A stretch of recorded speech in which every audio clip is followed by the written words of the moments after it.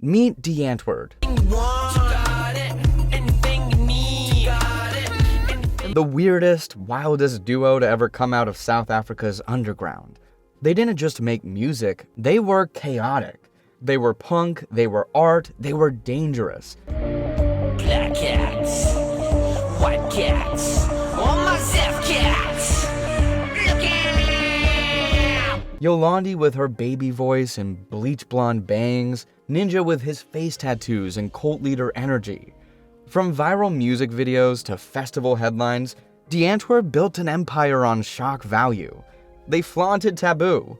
They blurred the line between performance and real life until nobody could tell where the act stopped and the truth began. Fans worshipped them for it, the freaky kids who broke every rule. But here's the thing about building your fame on being untouchable and unapologetic. The moment your mask slips, people see what was hiding underneath. Behind the neon lights and edgy art were kids, drugs, cult rituals, and a mountain of rumors no one wanted to believe. When the cameras stopped rolling, the same people who looked like rebels on stage looked more like predators at home. The same pair who preached freedom were accused of taking it away from the most vulnerable. So how did Die Antwoord go from underground icons to facing allegations of child abuse, exploitation, and twisted control? In this video, we're going deep into the rise and fall of Die Antwoord, from I Think You're Freaky to voodoo rituals, leaked videos,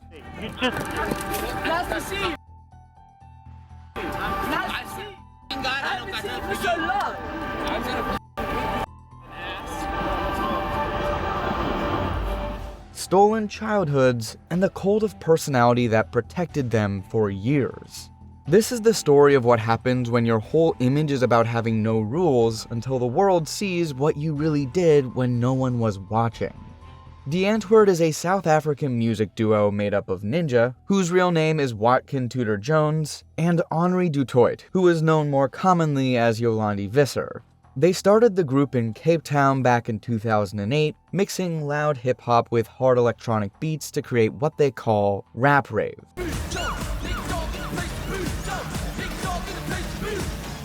While Die Antwoord became the project that launched them into worldwide fame, Ninja and Yolandi each came from very different beginnings before they joined forces. Ninja spent his early years bouncing through South Africa's underground music scene. He started rapping at just 14, performing in Johannesburg clubs where he stood out for his strange stage presence. What I want, and go out and get it.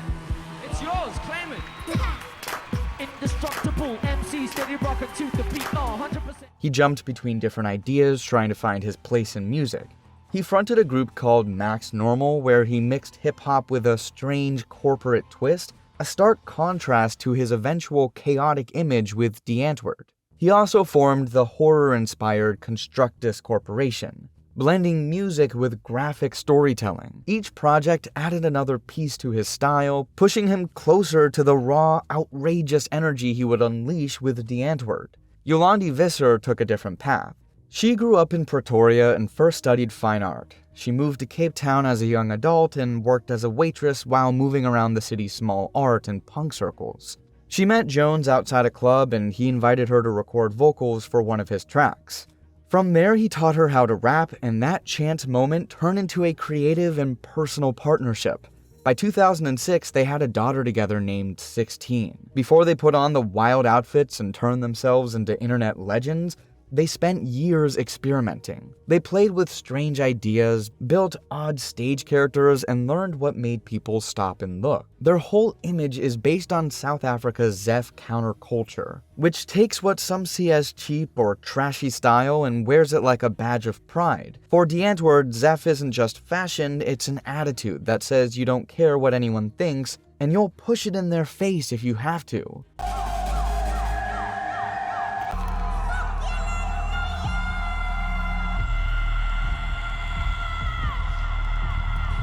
Die Antwoord's music slams hip-hop together with hard-edged electronic beats, a mashup they've branded as rap-rave. Their lyrics are loud, crude, and brag about sex and money, flipping between Afrikaans, English, and sometimes Xhosa. Many see it as part joke, part jab, mocking the music industry, gangsta rap cliches, and South Africa's messy racial lines. As crass as their music seems, over the years, Die Antwoord has gathered a huge following, with many referring to their style of music as different, a work of art, and many more praises. You would readily find comments like, "Hooray, welcome back, I believed and waited, I adore you."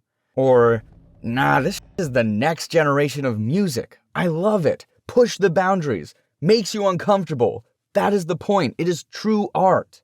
Their music truly has drawn many into adoration of the duo, but tagging along with the fame are rumors and confessions that have uncomfortably shown that there is a very bad and unadmirable side of Die Antwoord. From accusations of homophobia to confessions about how they mistreated their adopted kids, and even assaults against other people, Ninja and Yolandi have been in the spotlight for more than just their very distinct style of music. In no particular order, we're going to take a deep dive into the dark world of Ninja and Yolandi. You might need to brace up, as some of these stories may leave you gobsmacked. Because when it comes to boundaries, the duo seem to not know what that means. In 2019, Zheani released an album titled The Line. One song, however, stood out like a sore thumb. The title, The Question. The song was a straight-to-the-point confrontation of Ninja and Yolandi for evils that she claimed had been carried out against her. At the beginning of the video, there was a direct message for Die Antwoord. "I didn't want to do this, but because you publicly lied to your million followers about me, tried to get me removed from Instagram, and then issued me a cease and desist through your lawyer to take down the song, you have forced my hand. I gave you a chance to come clean and apologize for the I guess I was right. The question was finally asked and you choked." Apparently, before the release of the song, Zheani had tried to get closure from Ninja regarding the events that transpired between them, and her not-so-memorable encounter with the group. But she was met with nonchalance and a lot of disrespect. So she spoke out the one way she knew how best to, through music. What stood out in the videography of this particular track was its unconventional nature. Instead of backup dancers or extras on set, it was just Zheani and a whole lot of messages, receipts about her interactions with Ninja via text, and some of her own anger being poured out. You say fucking because I look like your daughter. You're disgusting. Hope you're glad that I'm finally gushing. So private schoolboy. First off, let's backtrack a bit. What happened between Die Antwoord and Zheani that prompted the release of this song? Zheani's story begins like so many do, as a fan pulled into the orbit of her idols. At 19, she and her friends saw Die Antwoord as untouchable icons of rebellion, the strange, edgy band that gave misfits something raw to hold on to. They weren't just music in Australia back then, they were a marker of underground culture. What kind of Die Antwoord fan were you coming up? Like, were you somebody who they were like the band for you for a period of time? Okay. So, Because I could see the influence. I'm not super educated about them, but I would assume that they were a pretty big influence. yeah, in Australia, man, 2013, they were like the hot shit. They were like the edgy shit, you know? They were Definitely edgy. My friends loved them. I loved them. Like, they were like 2012, 2013 Manson. You know what I mean? Like that Okay. of pop culture in Australia. I don't think they were as big in the States. I don't think they've ever been as big in the States as they have been in other places. Rap for teenage girls, you know? Like, the whole thing that they go for is to appeal and really like vibe with like young people. I haven't listened to anything that Die Antwoord has made since Donkey Mug, the album that they worked on when I was in the mix. So what age were you when you got interested in them? Die Antwoord may not have been so big in the US, but they had a good following in Australia. There's this saying or warning that you should never meet your idols in person, probably because they may turn out to be way different from what you ever imagined. Well, for Zheani, that became her reality. Admiration crossed into something darker when Yolandi reached out to her directly. So you become a Die Antwoord fan, and then how do you actually start communicating with the band? Yolandi hit me up on Instagram. I put all this shit in my like receipts song that I put out on YouTube, The Question. Basically, if you ask these strange cunts. They'll tell you that I just like slid into Ninja's DMs and started like sending him booby pics, but that isn't the case. And you shouldn't tell lies, kids, and this is why. So Yolandi, it was before DMs existed, and she like messaged me, and I remember being like, what the like, she's like a pop culture queen, why is she messaging my dumbass from Brisbane, Australia? You know, like I had never met a celebrity before. I'd not hung out with any like even like relevant artists in the Australian music scene or anything like that. It was like a different world. And It would be useful to state that this interview happened after she released the song and Die Antwoord had also responded to it. Apparently, while trying to clear the air, Ninja had stated that Zheani reached out to him first on Instagram. But she clearly states that it wasn't the case, and with good reason. DMs did not exist as at the time communication started between them, and she also has the evidence to show. Yolandi initiated contact with her after Ninja showed her Zheani's Tumblr page. Not wanting to be the first to reach out, he delegated the responsibility to Yolandi for some reason. This wasn't a case of her chasing clout. For someone who had never met a celebrity before, it felt surreal. I as like Yeah. 19 or 20-year-old girl getting messaged by a person that you consider to be like ridiculously famous and influential. hell yeah, dude. Like I was like, to put it in, I hate saying their stage names, but I'll do it just like the point of this interview. Ninja was like, you're not like a psycho fan, you're like a cool fan. I guess that was like his way of like stroking my ego and making me feel like up, dude. So they asked for my email. Yolandi's like, we must talk, like you're like so cool. And like within the first email that she sends to me, she's like, Ninja showed me your bloggy, like it's so cool when I'm in Australia next, I want to smoke with you, it's gonna be great. I'm just like, oh my god, like Monster wants to come to Australia and smoke with me, like that's... Eventually, after Yolandi had established contact, Ninja followed up. For a duo that rose to the top together, there is a subtle power dynamic here that just can't be missed, and it also plays out in another horrible event we'll get to in a bit. Ninja is the big boss, and Yolandi is the puppet that does her master's bidding.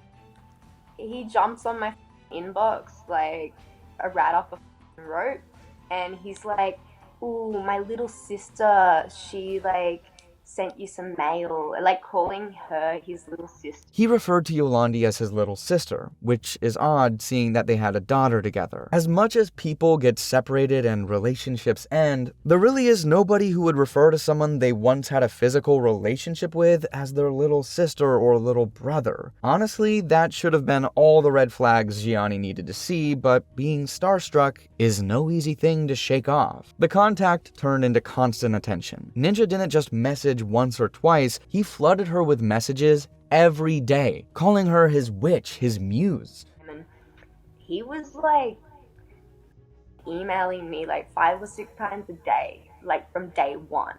I looked into it, and it's called love bombing, and I say Google that because for someone who used his partner to initiate contact, Ninja started showing his true intent too fast and, honestly, with a disturbing level of intensity. He knew his position in this budding relationship. He was the star, and she was the fan who was amazed at the fact that her music hero had contacted her. She admits the fact that she did not have the time to process all of it.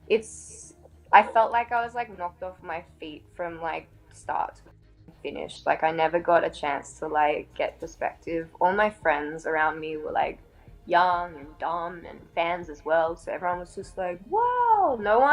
I didn't have any adults or anything in my life that were like, let's like take a step back and let's like have a talk about this, like what's going on. Everyone was just like,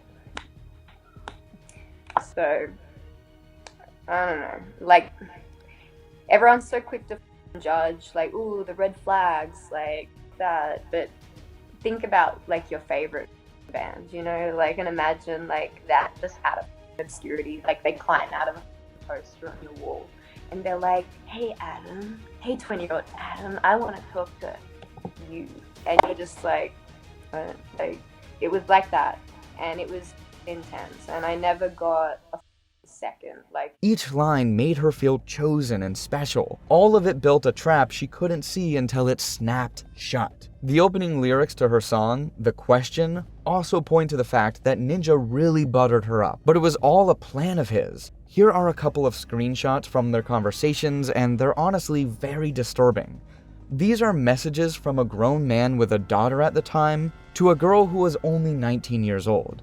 Here he talks about his sexual desires and how he wants to be with her. It clearly starts out as a one-sided thing, but he tries to get her into the mood of all the craziness he was bringing, telling her not to be shy with him, clearly using his position to manipulate her. Notice how she says, "You are completely in control, Ninja. I'm your own little doll." That definitely was what he wanted, that feeling of domination. The next question was even more disturbing. "Do you like it that I'm actually your dad?" Honestly, Ninja gave her enough reasons to cut communication and run very fast, but she didn't, and he very well knew she wouldn't. In her song, she also mentioned something similar to this pedophilic behavior. "You said you picked me because I looked like your daughter, 16. You're disgusting. Pedophile. What would you do if you were adopted and you found out that I got a chick pregnant when I was 17 or something? And then you find out I'm actually your dad. Like, you find out you were actually adopted. What would you do?" Ninja seems to have an obsession with this inappropriate father-daughter relationship. He started right off the bat, preparing Zheani for his eventual plans for her. He kept bombarding her with messages like this, hoping to get some lewd satisfaction from their interaction. Initially, the plan was for Ninja to link up with Zheani during one of his tours in Australia, but in the light of a very questionable circumstance, plans changed, and Zheani was made to fly to South Africa to meet him. As for the questionable circumstance, well, Zheani claimed to have had her drink spiked by her boss at the time, who also doubled as her housemate. While under the influence of whatever her drink was laced with, she was communicating with Ninja. By the next morning, Ninja let her know they already agreed that she would fly all the way to South Africa. Here is the part where the whole thing seemed weird. He told her he had also spoken to her boss and made arrangements.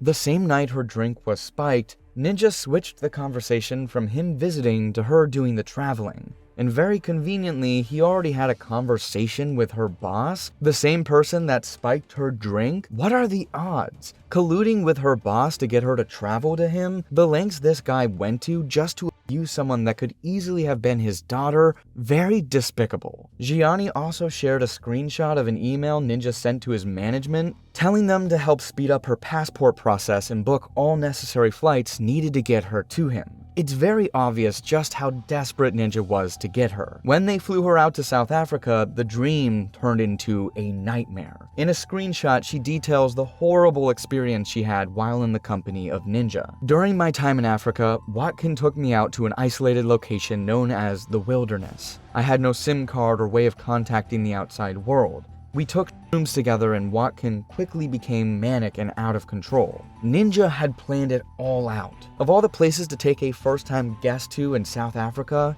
he took her to somewhere secluded, where it was just the two of them, with the intention of getting her high. Without reading the rest of the story, anyone can guess where this is heading to, but let's go ahead." She continues saying, "We returned to our accommodation where he started speaking in tongues and proceeded to have me. I froze in fear as he ravaged me and began to snarl and growl like a demon. He strangled me and I was afraid that he could kill me. He climaxed and came inside me, then passed out. As expected, the physical assault. From all the chats they had before her visit to South Africa, one thing was clear. The push for physical intimacy was sponsored by just one person, Ninja. He always made it look like it was something they would both love, something that would be fun for both parties. But all the while he was out to seek his own terrible pleasure. It is no surprise that it all ended up being an abuse, a mental damage that Zheani had to live with. And our friendship, and then the things went out of hand, because I'm pretty sure that still completely qualifies as. But I mean, I guess I understand how you. I come from like a real rough upbringing, like bad shit happens to people all the time, you know, so it's just like hearing, because I never like processed it in that way, you know, and then like hearing like I've told people what's happened, and that's like the feedback that I've gotten, and that's the word that keeps on being used, and I'm just like kind of taken aback by it, you know, like I guess, yeah, he strangled the out of me and me like a possessed demon until he came. And I guess, like, his assault, we were having, like, I don't know. It just, yeah, like I said, it melts my brain a bit, even just, like, hearing that word. I don't kind of, like, in my head, I'm like, I don't get.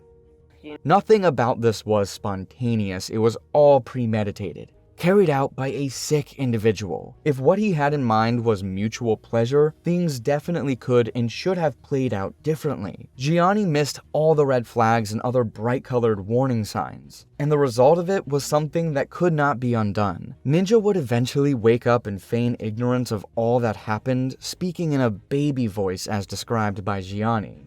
From that point on, the relationship between the two took a nosedive. Zheani was broken and traumatized, but Ninja was still not satisfied.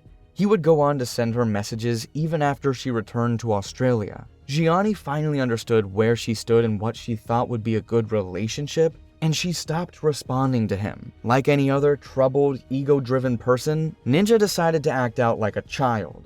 He shared explicit pictures of Zheani carrying out activities on him to a friend of his and blind copied her in the email, almost like he was trying to make a statement that he still had dirt on her or something.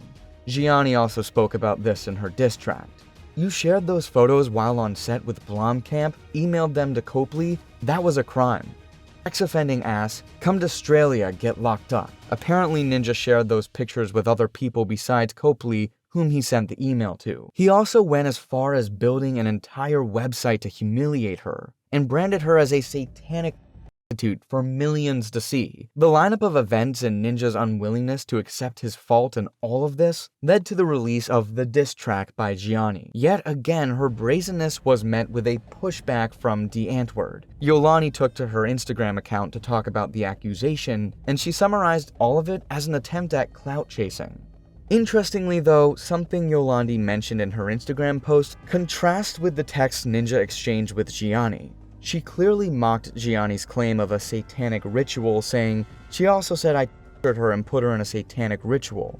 Just for the record, me and Ninja are Buddhists. We practice yoga, meditate, and are vegetarian. But in Zheani's conversations with Ninja, he leans very heavily to the occult and demonic end of things. So it's one of two things. Either Yolandi lied about that fact, or Ninja actually did Zheani just to have his way with her, which is an even sicker possibility. Besides the Instagram post, Zheani claimed that Die Antwoord tried to silence her music, both legally through a cease and desist order, and also with their connections helping to take her song off platforms. Speaking up wasn't about fame, it was about dragging the truth into daylight. For Zheani, the threats, the hate, the censorship were nothing compared to staying silent. Telling her story was the only way to break the hold they had kept on her for years. So far, we've seen Ninja's relationship with just women. But as the equalist that he is, no gender is spared from his uncontrollable lust. In a YouTube podcast, Danny Brown casually talks about how Ninja assaulted him. I did have a crazy pair story. You did? Yeah. With a fan? No, Die Antwoord. What? Oh, really? Yeah. Ninja. You guys went out? No, was sitting on my lap trying to make out with me. What? And it freaked me out. Yeah, it did. Where were you? In Paris. But I mean, where in Paris? In a nightclub. I played a show, and then my DJ had an after party that he played. Yeah, this nigga. And he tried to put it on you with Yolandi, like, you know what I'm saying, my right here, like, you know what I'm saying, like. And I was a single experimenting man at the time. If anyone had any skepticism believing Zheani's story about Ninja's aggression, well now, there is a second account to give it validity. Sitting in another person's laps and aggressively trying to have his way with him without consent sounds a bit familiar, don't you think? It's Ninja's signature. He wants things to go the way he wants, every other person could go to hell and he would be fine, as long as he was satisfied. So I was like, he sat on my lap and started like trying to kiss me and, and doing weird shit. I'm like, man, you tripping. And then everybody looking at me like, so I'm like, and then I just got stressed out and I got drunk as. And then I tried to walk down these stairs at the club and I fell down them. Oh no. And then my clothes were all dirty. I was wearing all white. This right here? Yeah, Ninja tried to me. I'm sorry, I guess. And I was scared. Damn. Someone commented that this is the nicest story that had been told about Die Antwoord in the last couple of years. And another person responded saying, it's almost wholesome. To be consistently associated with a streak of terrible stories so much that physical assault is the nicest bad thing you're known for is another level of bad. Still shocked. Like, this nigga really, is he doing this? And then I'm looking at my DJ and the look on his face is like horrified. He's like,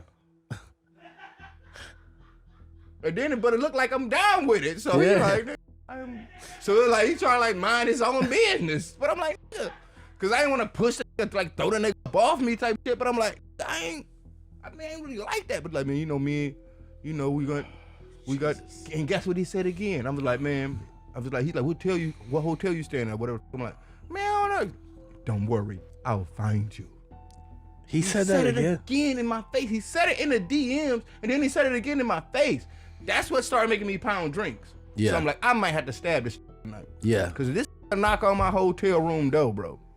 I'm stabbing this and it's going to be a big deal. So Ninja not only kissed Danny without consent, he also threatened to find not just the hotel he was staying at, but also the room. Somewhere in Ninja's mind, that seemed like a proper manly man act. But to Danny, that sounded like a threat, one he was not going to just laugh off. He was well prepared to stab Ninja if he decided to actually show up. If that had happened though, nobody would have blamed anyone else but Ninja. If we're being honest, Danny showed more self-control than most people would. In some other setting, that whole encounter would have ended up in a brawl. For someone who also got accused of homophobia, this is actually funny. So to the public, he wants to be the straight man with an ego greater than the size of the earth, but on the other hand, he wants to have intimate affairs with other men? Hilarious. At 2012 at the Future Music Festival held in Adelaide, Australia, Ninja and Yolandi were recorded chasing down Andy Butler, a musician with the group called Hercules and Love Affair. In the video, they were hurling derogatory words at him, words used against gay people. For context, Andy Butler is an openly gay man. And we don't have a license. Do you know how? My fucking vagina in the bathroom. Dude, what are you doing? You just. Nice to see you. Nice to see you. God, I don't got nothing for so long. I'm gonna an ass.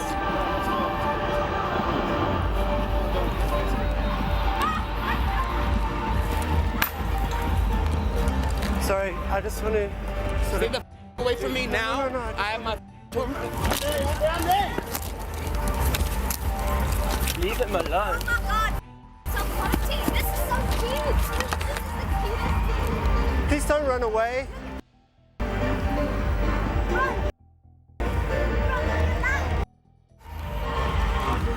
Call. In the later parts of the video, Ninja claims that Andy assaulted Yolandi in the toilet, which really makes no sense. Here's the story, guys. He walked up on this young girl and he felt her bum. Here's the story, guys. He was literally addressing nobody at that point, which is weird. Here's the story, guys. He walked up on this young girl and he felt her bum and her tits, and she's upset. I know. Don't laugh anymore. I won't. That's what I'm gonna say. Notice how this is a conversation between just Yolandi and Ninja so far. Apparently, this was all made up. The story of the assault was fake, just something the duo came up with, working together with their whole team. Else, how would anyone explain the fact that their videographer had his camera ready to roll immediately all of this started? For someone who was allegedly assaulted, Yolandi seems too happy and very giddy. Ninja cooks up the story and tells her not to laugh anymore. She responds with, "I won't, that's what I'm going to say." So basically, she was laughing at allegedly being assaulted. She probably forgot that they were acting and Ninja was there to set her straight. Other little things give her away as being in on the whole lie here. Like here when she turns around laughing and has to be shushed. Back. And here when she sounds all giddy about what she says. Leave him alone. Oh my god! So party! This is so cute! This is the cutest thing! Please don't run away.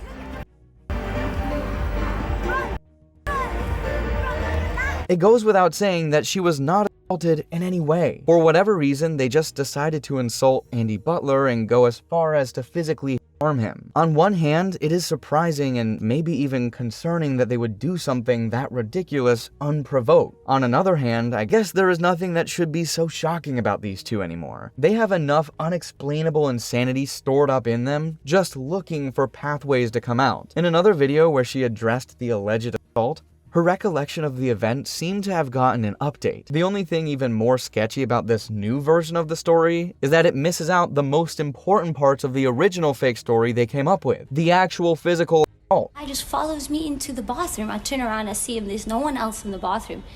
And he starts going on at me. He's like, oh, how was your 5 o'clock show? Oh my God, I heard it was really empty. And he was just starts ripping into me like a bitch. And I'm like, what the is your problem?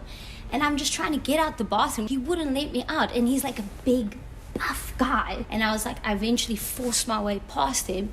And I ran out and I saw Ninja and our cameraman. In Ninja's version of the story, there was no conversation at all between Yolandi and Andy. It was just straight up stalking and assault. But in Yolandi's version, things are very different. He tried to make small talk with her and he stood in her way when she tried to leave, but he never touched her. Where was Ninja in all this, you may ask? Well, he was busy explaining the whole thing like an intrigued child whose singular goal was to finish this very interesting story he had started talking about, even when the event managers were more interested in handling the situation properly. He told me the story, so I'm like, dude, just hang on, I want to speak to you. And Ben's like, dude, just come here. You know what? He kind of ripped Ben's shirts and like bucked a bit wild. Then he threw his champagne at me, dude. I was like, like the Matrix. The bottle? Then he was drinking, he like threw it. I was like, okay. No, just wait. Then I was like, I have to tell you the other part. Then I was like, do you want to get him arrested? No, but this is, but can I finish first? Yeah. Then I was like a mosquito. Yeah. And then, but it's kind of funny. Can I just tell the funny version and the serious version, or the funny one? And then, for you, sir. You want to arrested? Now, then I kind of. Hang on. What about what I did afterwards? Ninja, you don't have to speak to him, but we need to know. I need to know from you exactly how far you want to take this. I think it's deplorable. Because I kind of hit him pretty hard after that. I was like, I don't want to knock out and just finish the show, but I was like, and then I was like, whoa, just chill. Come with. You can hear him tell them to hold on, insisting that they give him the chance to finish his story. Then he follows through with a dramatic and an obviously exaggerated version of what happened, and of course with a smile on his face the whole time. For someone who was assaulted and a concerned party, Yolandi and Ninja sure did look like they were more excited than they were petrified or horrified by what they claimed had happened. Ninja's response to the video was that it was edited by their videographer at the time, Ben J. Crossman, to make it look like a hate crime.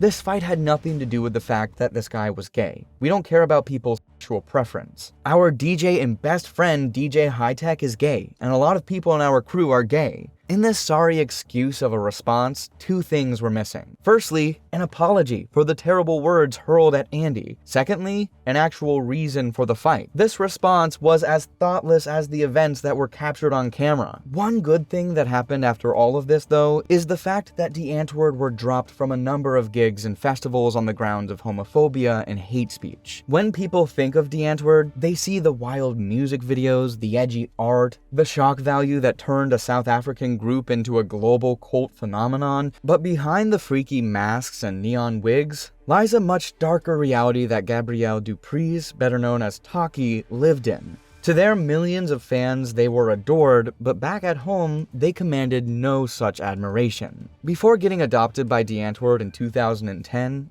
Taki grew up in a poor but close-knit neighborhood of Johannesburg where families looked out for one another, even when money was tight. There was never much to go around, but what little they had, they shared. Neighbors knew each other by name. If someone needed help, there was always an open door or a hot plate waiting. He remembers that despite the hardships, he never went to bed hungry. It's in Vredendorp, my hometown, in Johannesburg. It's quite a nice area if you get to know the people and the people knows you. But it's a quite poor town, it's like everyone in there suffers, so we help each other. Everyone helps each other to get back up. Taki's first encounter with the group was not first with either Ninja or Yolandi. He had his first interactions with the group's cameraman, Ben J. Crossman, who was creating short films, and he asked Taki if he wanted to be in one of the films. Taki consented and was featured. It's amazing, actually, to be honest, but it was a little bit of suffering in that, but I could have complained about a plate of food on the table or anything like that. It was a kind of like a right life. And then I met Ninja and him, and then like everything just changed. Right, it was. Crossman showed the videos to Ninja, and he reached out to Taki's family. That was the point where his entire life changed, for the better at first, then eventually for much worse than he could have ever imagined. We were doing some acting in that, and then they started getting other producers came there making movies. So Taki says they only wanted the two of them for how they looked, like living props for Die Antwoord's twisted aesthetic. His family warned him he'd be used. He didn't listen. He was trying to make his mother proud, hoping for a better life. They made videos of me, took photos of me. They said they like me, they think I'm unique and all that. But then I have friends and like families that said, no, the people are just going to use you because of the way you look and all that. So I was like, guys, I'm not doing it for me. I'm doing it for my mom, because she wants a better life for me, so I'm going to go for it. When Taki says that he was warned that he would be used because of how he looked, he was referring to the health condition he suffers from, called hypohidrotic ectodermal dysplasia. This disorder results in the abnormal development of structures in the body, including the skin, hair, teeth, and sweat glands. Die Antwoord's music visuals are characterized by odd-looking and sometimes crazy and very unexplainable faces and designs. So his family and friends warned him that he would end up being used because he fit quite nicely into the aesthetics that they needed for their videos, almost like he was born to be a part of their visuals. Walking up to a child's family and going all, "Your son would be a good fit for my music videos because of how he looks," would definitely not have gone down well for Ninja, so he chose to go the way of an adoption. For one, it made him look good, helping a struggling family from a poor area by taking on the responsibility of training and caring for two of their kids. Nobody would dare say no to that. Taki was just a kid when they adopted him and his little sister. His older brother was left behind in poverty. Only they adopted me first, and then they adopted my sister. And then they don't want to adopt my older brother. My brother is just 3-4 years older than me. They don't want to adopt him and all that, so they just adopted me and my brother, like me and my sister, that's it. And they pushed my brother to the side. They're like, yeah, he has to stay in the ghetto, he has to... Not long after, the main reason for the adoption came to light, as Taki was made to feature in the music videos of two of Die Antwoord's songs, I Think You Freaky and Ugly Boy.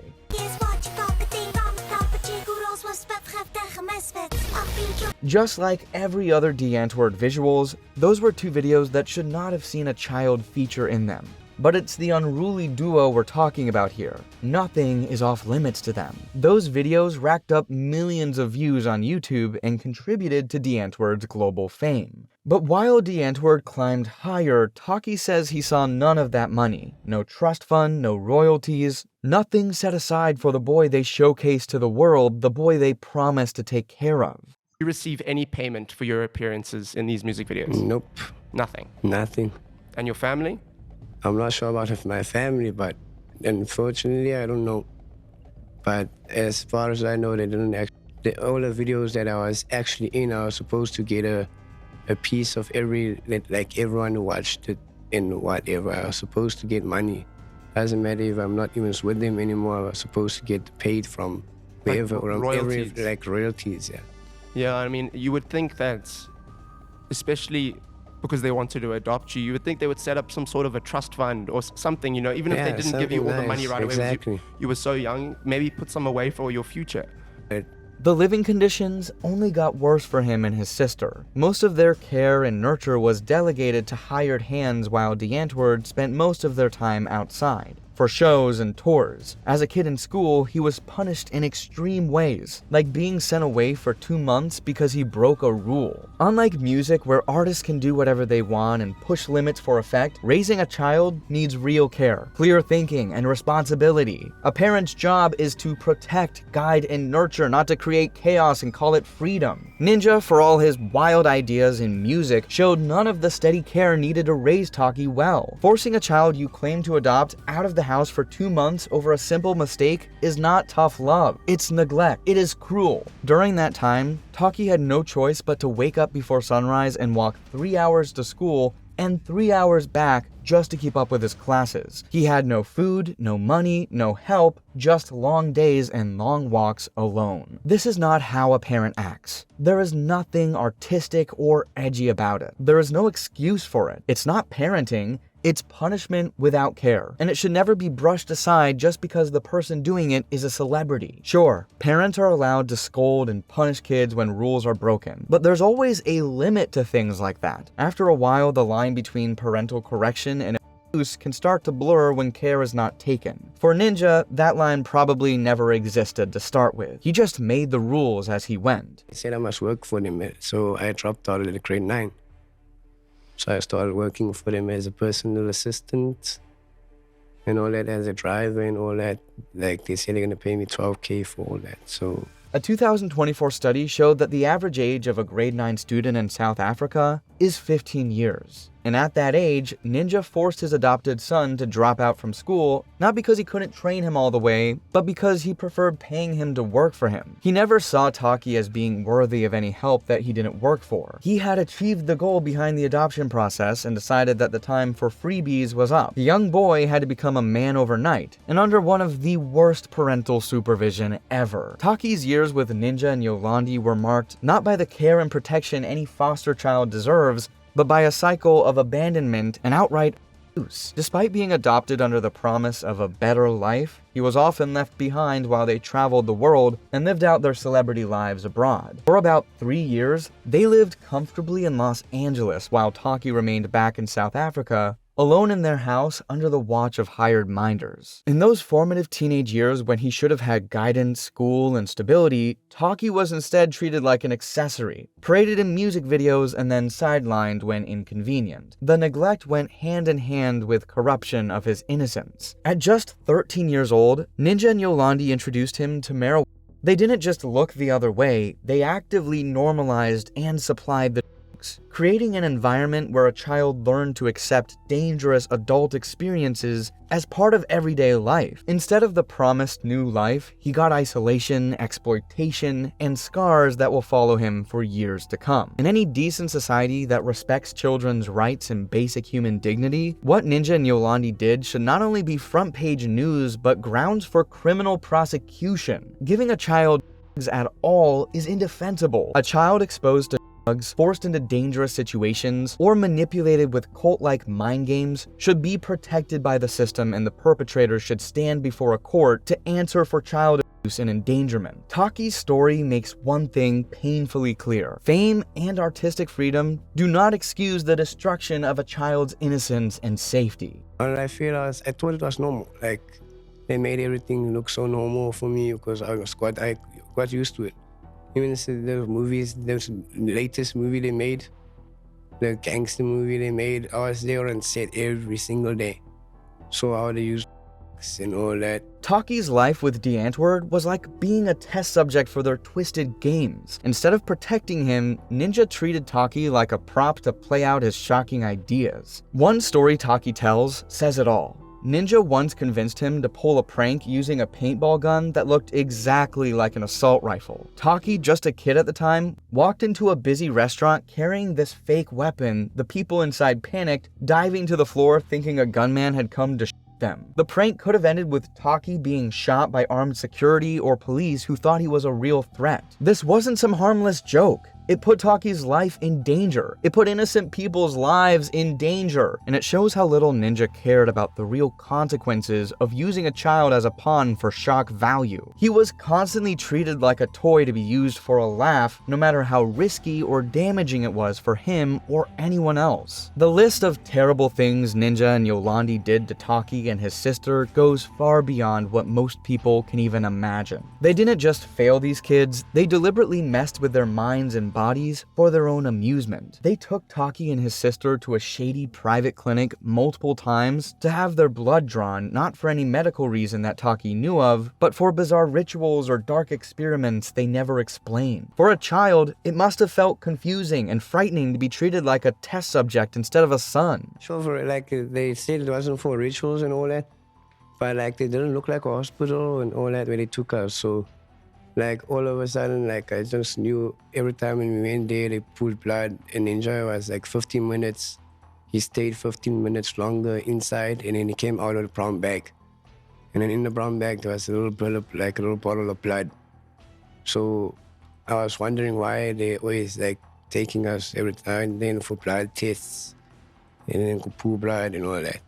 But then I heard to say that then we found that voodoo case of them in the... Their sister faced horrors of her own. At just 13, she was pressured to naked and sit in a sauna full of adults. There was no care about her being a child, no sense of protection or respect. When she refused, instead of praise for standing her ground, she was mocked and humiliated. These were the people who claimed to be her guardians, yet they stripped away every ounce of safety a child should feel. For Taki, the mental games were even worse. Ninja planted the sick idea that Taki was the devil himself, that he could send people to hell, that he held some kind of supernatural power to destroy others at will. Imagine being a kid, already isolated and scared, and carrying the belief that you were evil at your core. It's emotional abuse at its cruelest. It made me believe that I was the devil. I could burn people in hell.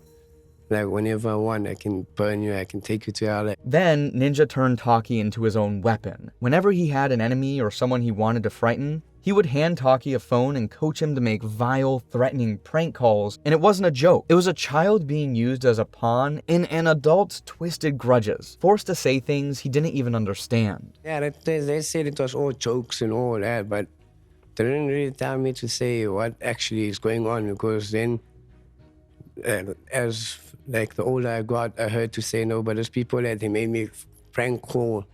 Like, they used to be best friends and all that. They used to be friends. They used to know each other. And then they got, like, they used to fight. They got into the fight, and then they made me prank call them and be like, this is going to be, like, cool. Say this and this. Like, they tell me before I make you Insta call, they're like, yeah, okay, you have to say this, say this, say this.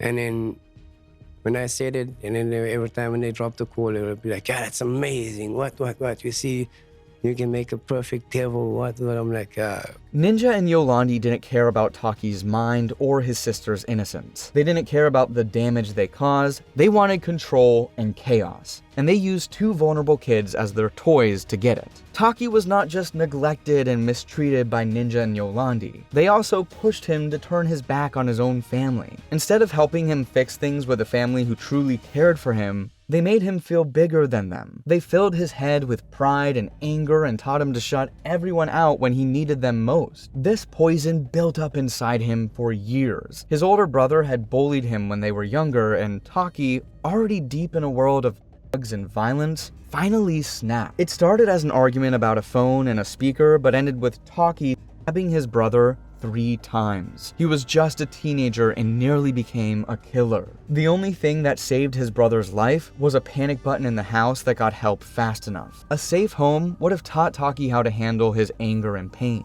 But his home was anything but safe. After he hurt his brother, there were no real consequences. Instead of helping him understand what he did or showing him a better way, Ninja and Yolandi called it a good thing. They told him he had finally become a man. They turned violence into a twisted lesson. If you hurt the people who love you, you win. The only good thing Taki got out of his relationship with his foster parents was a house that always had enough to eat. He never lacked food. Well, except when he was kicked out for trying to complete his school project with friends on a weekday. Every other thing was a huge setup for a disastrous future. If anything, Taki was lucky to have gotten out of that whole phase alive and well. One wrong move and it could have been an entirely different story. Die Antwoord's animosity wasn't confined to the domestic scene. On 2 occasions, they had public fallouts with big names in the music industry, Eminem and Lady Gaga. And in both instances, the reason for the friction was nothing other than Die Antwoord's pride. With Eminem, it was a case of mispronunciation. The group's name, if pronounced as spelt by an English person, would probably sound something like Die Antwoord. Being an Afrikaans word, it is pronounced Die Antwoord, and that was Eminem's singular crime. He pronounced the name wrongly. More interesting is the fact that he was actually giving them a shout out when he did that. To Ninja and Yolandi, the shout out could burn for all they cared. They were more upset at the fact that Eminem did not pronounce the name properly, and they made their displeasure known to everyone. Die Antwoord. Antwoord. Try it. Die Antwoord. First of all, if you're gonna rhyme something with Die Antwoord, you should say our name properly. It's called Die Antwoord. Name of our band is called Die Antwoord. Do you understand? It rhymes with... What does it rhyme with? Kant. Okay, so say Kant and then say Ant. There we go. Beautiful. Okay, so like how would you feel if I called you Eminem? Okay, your name's Eminem, but I call you Eminem just because it rhymes with something, you know?